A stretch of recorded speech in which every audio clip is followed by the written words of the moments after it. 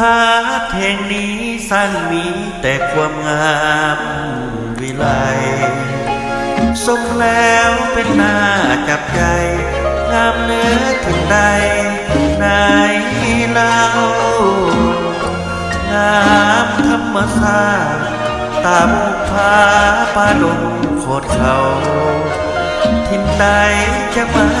งามเท่าสองเป็นเงาหยับแสงเมฆบางเสียงนกห้องครูยามเศร้าตรู่หน้าอ่อนสอนฟังแล้วเป็นหน้าสะอ่อนเสียงนกมันวอนร้องสั่นยามสายลมแบกเสียงใบแบกนี่น้องกองกาหน้าผาเรียบริมน้องตังหมู่นกยางจอบบินกินป่าเมืองสวยไผ่ๆก็ยังต้องการยินแล้วอยากไปพบผ่านอยากจะเห็นไว้เป็นควันตาเป็นหอยสลักปักดวงใจยามเมื่อลืมลาน้องตั้งคำเขาหรือสาอาบเย็นกายยายามเมื่อรุ่งแรงนั่งจอมผู้โสเลี้ยวโง่มองคืนเต่ากลับมาเมืองสุยแสนงามสง่าดังเทพเทวาปั้นแต่งสาวเดินเล่นยามตะเวนใกล้จะรับแสง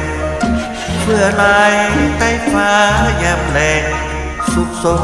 ทุกแห่งเมืองสุยนี้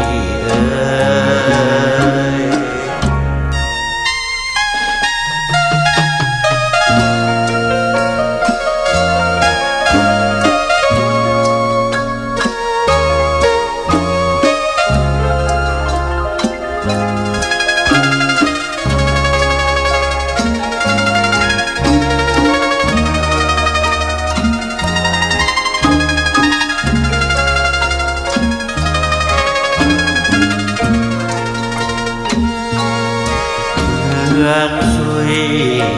ไผ่ๆก็ยังต้องการ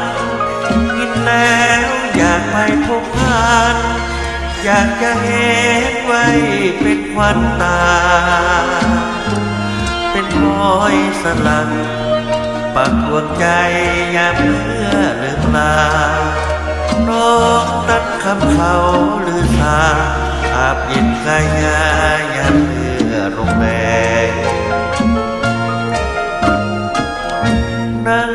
จอมผู้โสเลี้ยวโง่มองคืนเต่ากลับมาเมืองสุยแส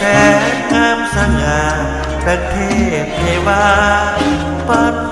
แต่งหนุ่มสาวเดินเล่นยามตะเวนใกล้จะรับแสงเพื่อลายใต้ฟ้ายามแลงสุขสมทุกแห่งเมืองสุยนี้